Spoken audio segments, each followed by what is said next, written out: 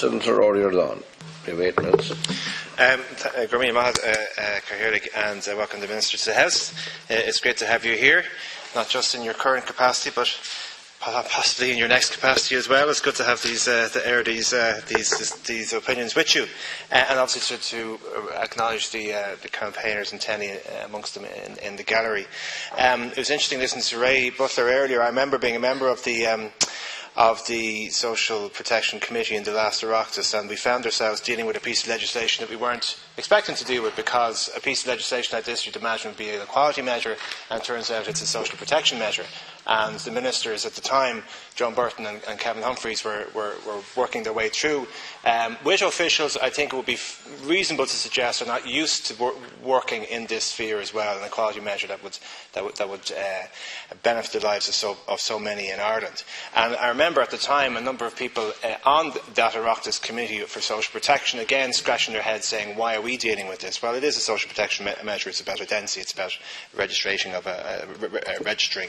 one's identity, if you like.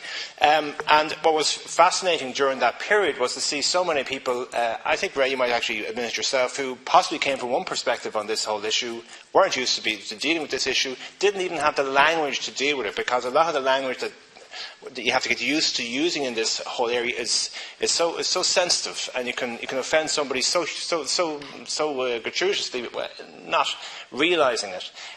But to watch that process evolve, and to see people from different political perspectives come to the conclusion that the bill was good and the bill was groundbreaking, and at the time was one of the first bills, I think, across Europe that was being introduced by the government, but also realising that it probably should go further. But at the time we went with it, it was passed, and at the time we felt it was a good day's work. But again, I want to, as others have done, to congratulate Senator Warfield and Senator Norris for bringing this to us. In your speech, Senator Warfield was, I think, will go down in the ages of speeches in these houses of people standing up for LGBT rights. Your contribution today will go down genuinely in the annals of history as to what this really is all about. The Labour Party absolutely supports this bill. And rather than going over the issues that have been raised earlier, just to take a moment in time to realise how far we have come, because in a political sense it would have been almost impossible to imagine 20 years ago for a conversation like this to happen, for there to be very little political opposition for this type of measure, and for us all to with the best will in the world, want this type of legislation and the changes in the legislation to be supported.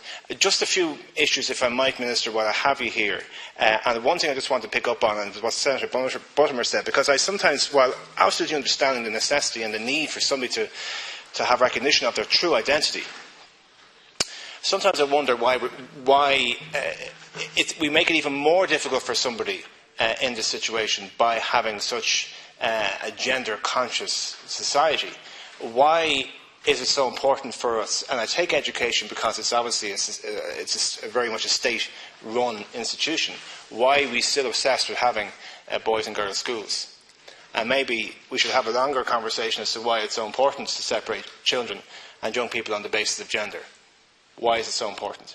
It isn't important. In fact, it leads to gender stereotypes. There's no real reason behind it. There's no educational reason behind it.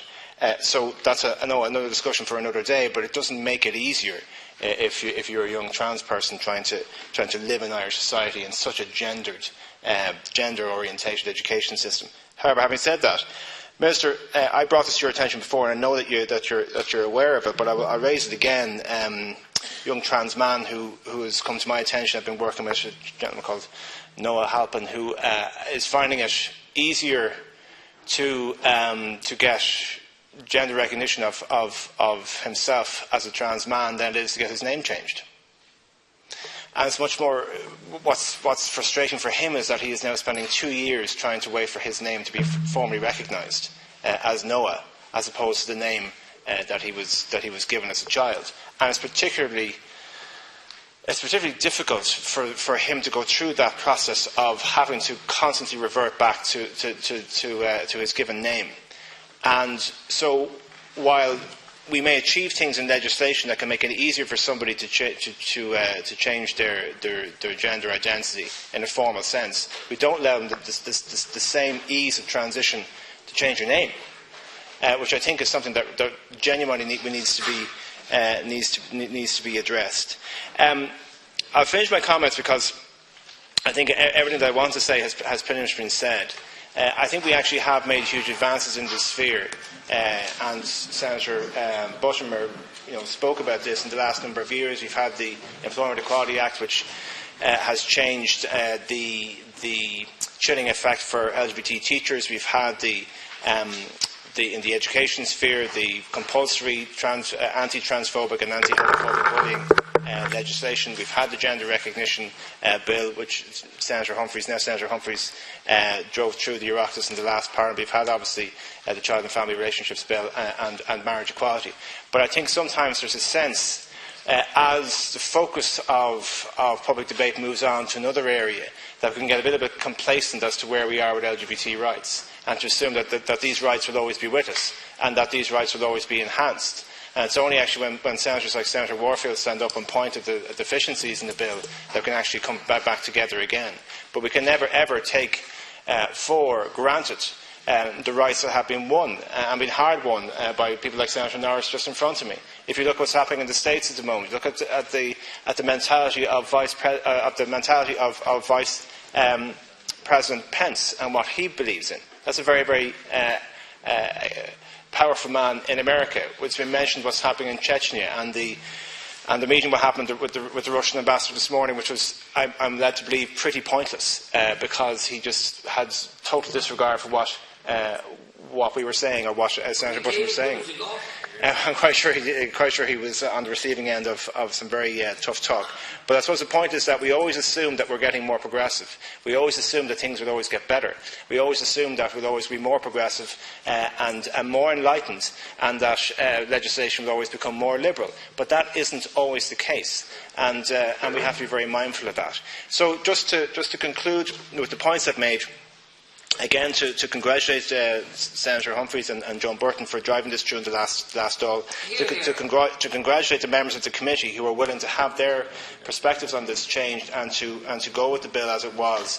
But again, members of this House who are open-minded enough to meet with the representatives of different organisations and to support the bill. But none of us, I might say,